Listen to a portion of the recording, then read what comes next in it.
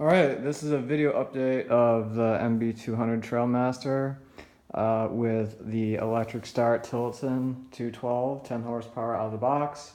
I've done some major improvements over the past few days, and I wanted to shoot an update on what was wrong with the old design and how to make the Go Power Sports Tillotson electric start 212 out of the box, how to make it work inside the TrailMaster MB200. So first I want to focus on the actual torque converter.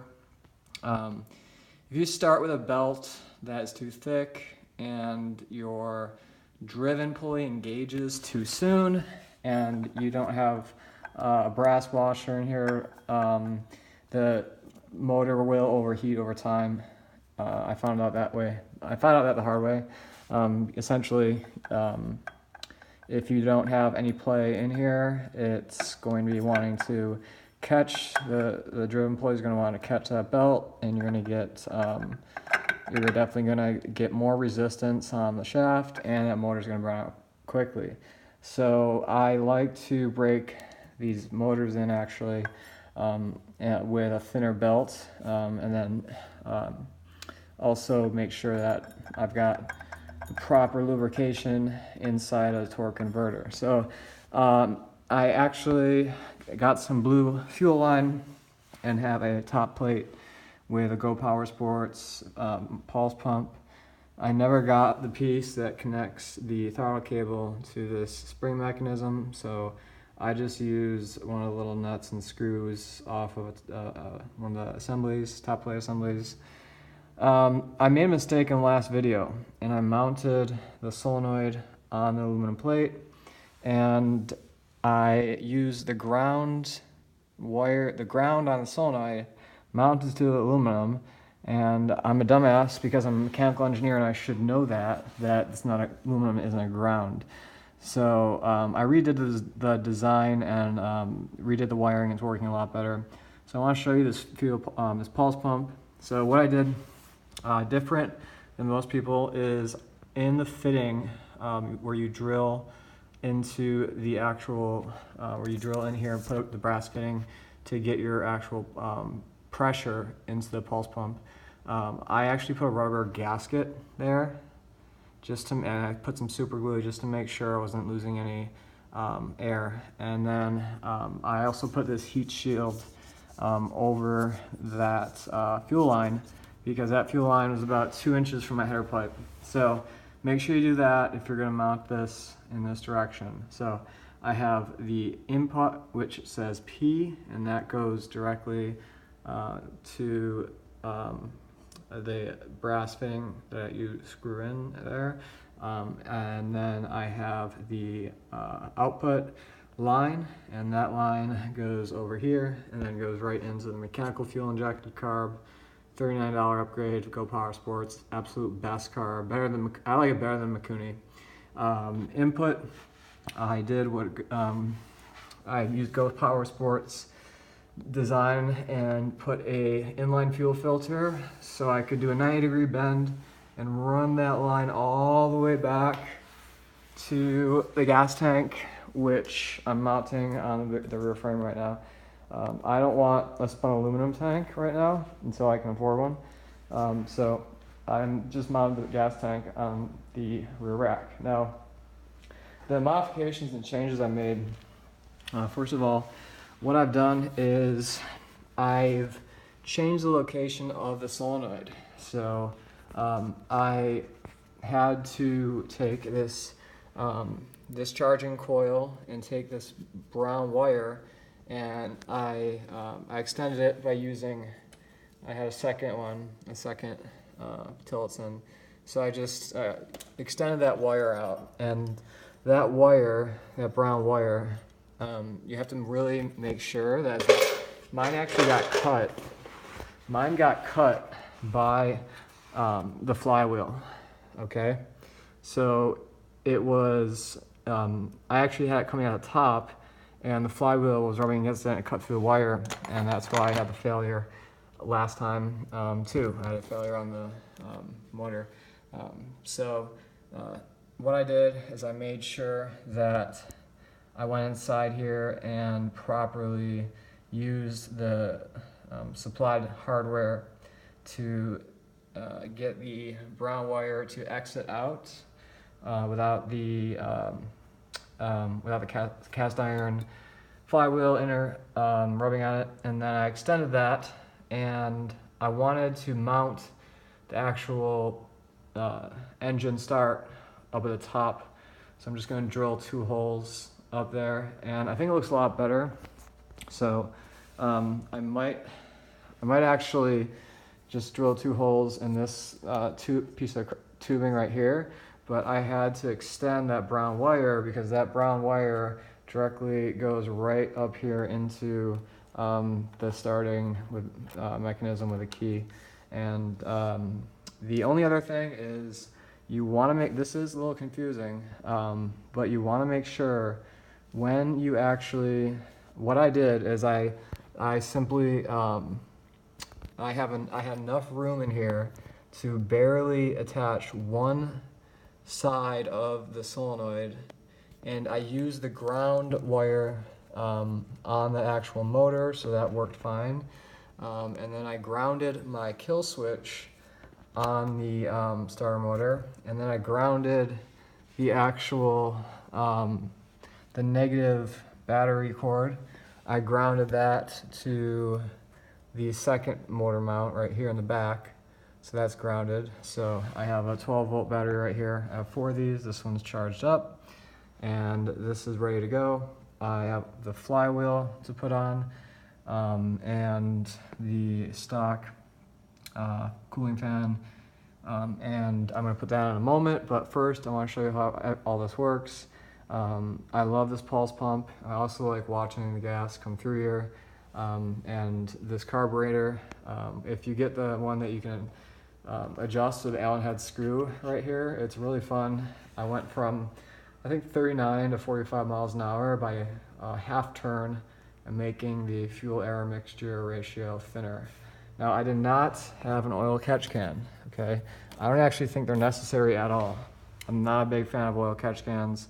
I don't think they're necessary. I don't spit out much oil, so I've never noticed, even on this peg right here, I've never noticed a lot of oil spitting out. You don't even need to plug this to get the pressurized air pumping in and out of that valve. So I just extended it down and just pointed away from the air filter. So you don't need an oil catch can to do this. And the oil catch can is confusing, and I don't like it, so I don't use it.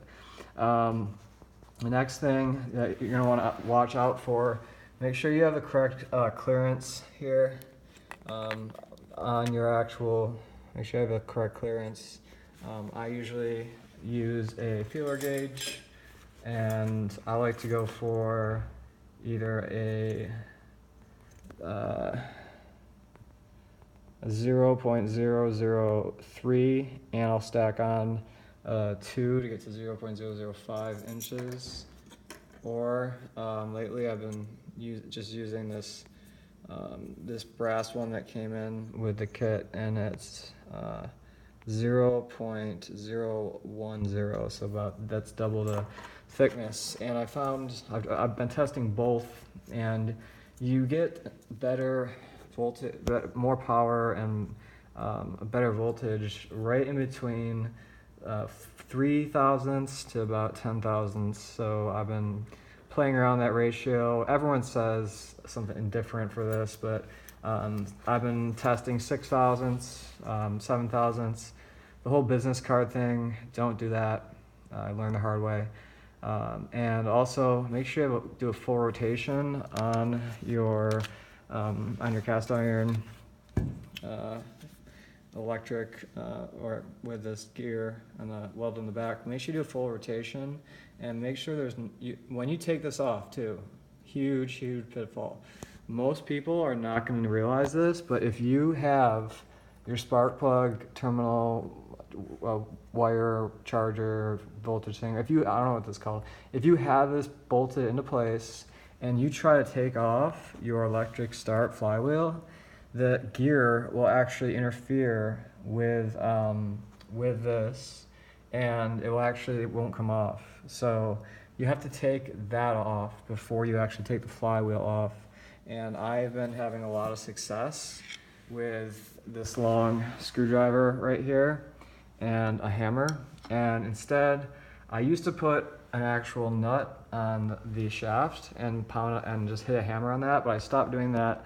And what I'm doing now is I just get the screwdriver underneath there. I actually just tap on, I tap on the opposite side of the flywheel keyway. So I gently tap on there with a hammer, and that's how I'm able to get these off without ruining that end of that shaft right there. This motor is burnt out. It's still hot and it was smoking. So I'm not using that one. I burned it out somehow, I'm not sure. So what you see here is the solenoid mounted with this little 8mm bolt, and I actually cannot mount the other one because if you look, it actually interferes. It just won't work. There's not enough space. So I'm relying on that one bolt. I'll probably zip tie it in there. And then another thing that people don't really know when they work with one of these electric Tillotsons is there is on this unit there is a external. So you have a brown wire, and the brown wire goes to the brown wire on right there that comes out, and then you have black input, and then you have a second black, you have a blue input wire that goes to solenoid, and then you have another, you have a ground wire, and then you have right here you have they say this is for accessories, like you want to add a light or something like that, but that's actually your kill switch, okay? And if you use this and don't have a kill switch, you have to stop the engine. It's pretty difficult because you have to leave the key. Well, take your hand especially if you're in a situation where you need to stop the engine. Possibly usually I need to stop it quickly when something like the belt, if I have a belt that's too thick, or my torque converter driven pulley gets too hot, and it will stick if it's a hot day, and the engine is stuck and the clutch is stuck and I can't stop, so I need to kill that engine quick. Now, reaching down and using my hand to that key is pretty hard, especially if you need to turn off the engine quick. So use the stock kill switch and just ground it with the ground wire that came with it, and I grounded it right there, and then use that output from the this unit right here. I don't know what it's called, the starter unit, but use that output and put it in the input in your kill switch, so you can use the kill switch. And this is also good if you're afraid of someone stealing your mini bike and you're riding it somewhere, because this key is very easy to just use a screwdriver or something and get in there and turn it on. So they can turn it on here, but if you have a kill switch turned off, it's not going to start. And I'm thinking about actually taking the pull start right out of here, right off. I'm having issues. I need to lubricate the pull start. The pull start is starting to get to the point, and make sure you're checking this constantly, where when it goes back, these little things that come out the side that catch, they actually aren't going all the way in. So you gotta make sure that as you pull, when you're done pulling, there's enough lubrication in here. So get some like WD-40 or some lubricant spray. It comes with like some kind of jelly. You can feel the jelly, so that they retract fully. If they don't retract, you're gonna get fucked up and engine won't start. But it's good backup to have. Now, I did mount. So what I've also added is these two LEDs in the front, and they're from Harbor Freight, and it's a really easy install. All you gotta do is take that stupid headlight that comes on it, take that off, and you can actually just screw in these square LED lights right to the mounts of that headlight. You just have to bend them in a little bit. You just bend you can see it's brackets welded. You bend it in, and then I secure the top with a zip tie to hold those together. And this thing is so fucking bright. It's extremely bright, much safer than that non-LED light that comes stock. And I'm gonna mount the battery. I haven't mounted it yet, but I'm gonna mount the battery today, and just mount the battery under this fake gas tank right here, the 12 volt. I'm gonna have two batteries, a 12 volt for the starter and a 12 volt for the LED lights. And you're probably gonna be asking me why. Well, it's pretty simple. If you blow a fuse, you wanna have one battery for a 12 volt lights, or one battery for the LED headlights, and I got that Harbor Freight.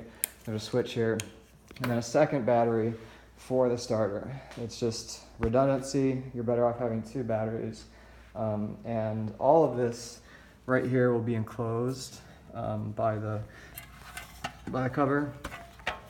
I put the cover back on, but the solenoid is gonna be hanging out here. So if you're doing any mud riding or anything, I'm probably gonna wrap all this in electrical tape. And this wiring right here is gonna be a lot more organized.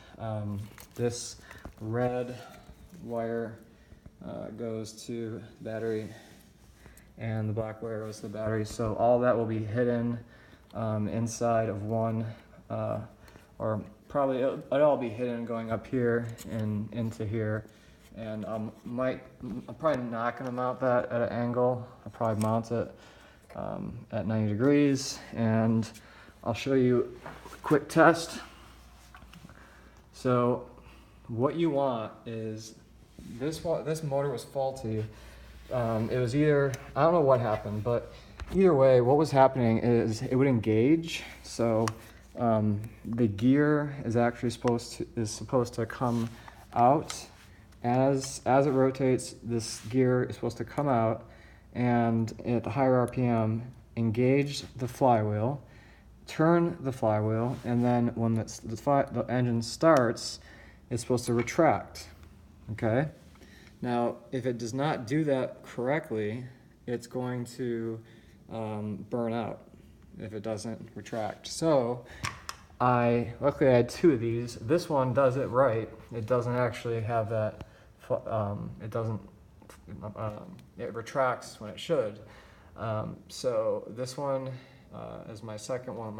I have two Tillotsons. I pulled it off of another project and put it on there. So here is what should happen. Turn your kill switch on, and then have your wiring go to your 12 volts.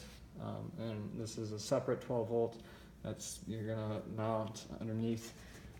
That's why if I have two 12 volts under here in this, under this fake gas tank thing, I don't really want to I don't want to cram. I need a little toolbox area. I don't want to cram a spun aluminum gas tank under there, but I'm probably gonna have to, because I need that back rack area. Or I could run all the wires back there and mount this Harbor Freight waterproof thing for the batteries if I'm going to do a lot of off-roading and want to keep the batteries under there nice and dry. But that would require taking all this wire, wrapping it up, and basically getting all this wire back to the back rack. Or I might actually put that would probably look a lot better on the back rack if I just put that spun aluminum gas tank on there and use the hardware, and then you had the fuel line come down here. The fuel line looks sick, especially when you give it full gas, because you can actually see the fuel getting pumped through here.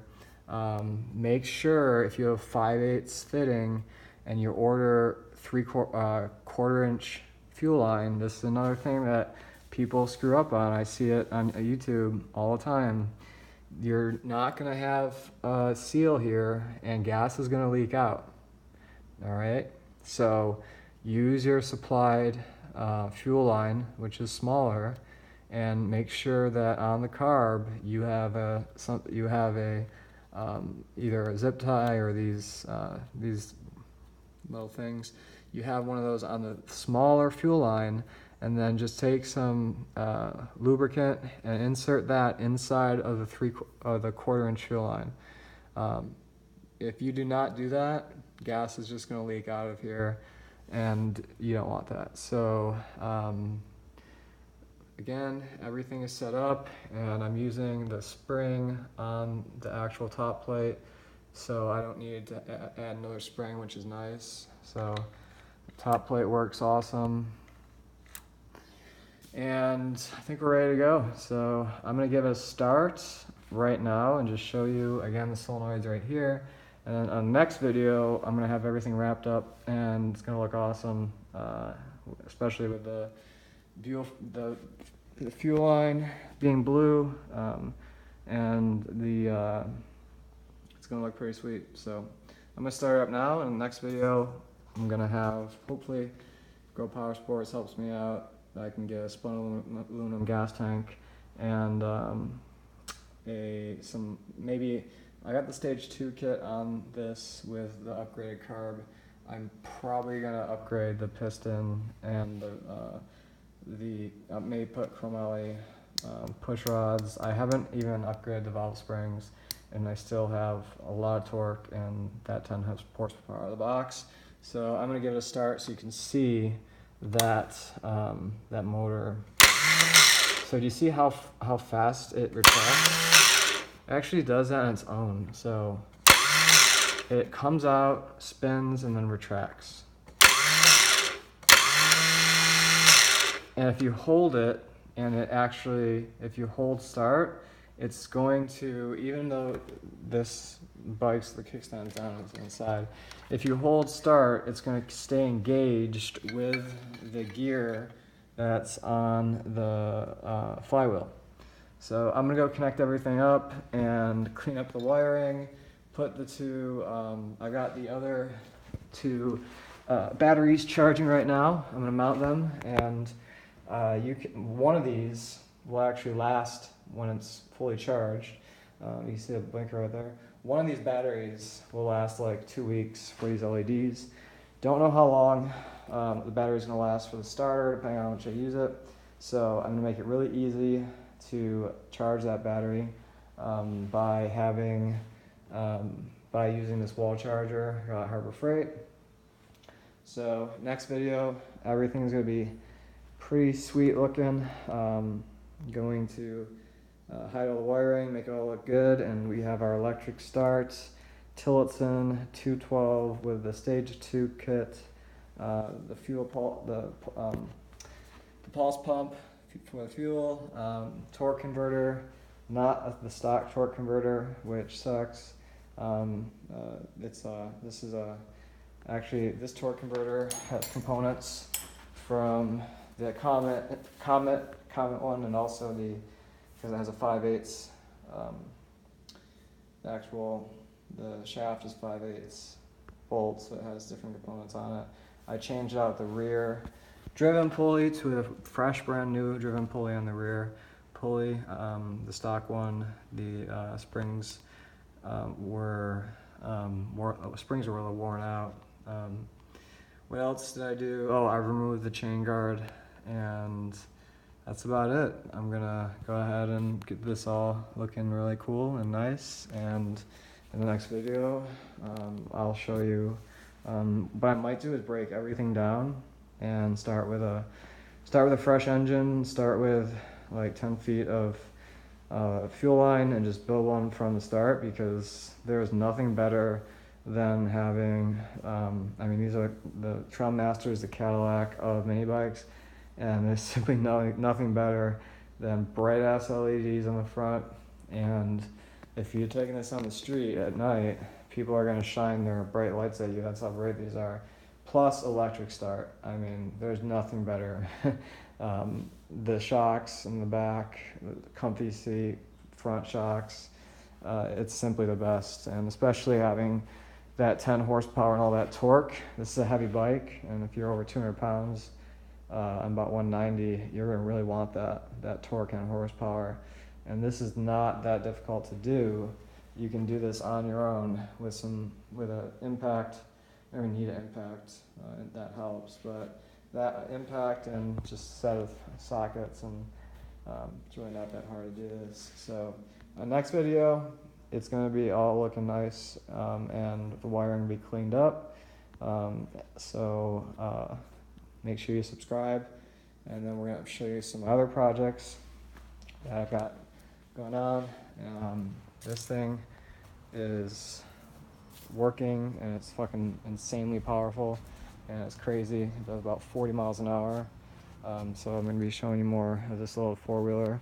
I figured out that I could hide a 12-volt battery under here, so I'm going to put back the electric start on this. And I gotta get I'm using a fuel bottle right now, but I gotta get a better gas tank. But it is insanely fast and powerful. It's a little ATV. I'm gonna go over how I made it. It's pretty easy install. I do need a better engine bottom plate, and I'm gonna get that go Power Sports. So that's it for this video, and next one I'm gonna show you guys how to just clean this up, and we'll see how she runs and performs. Bye.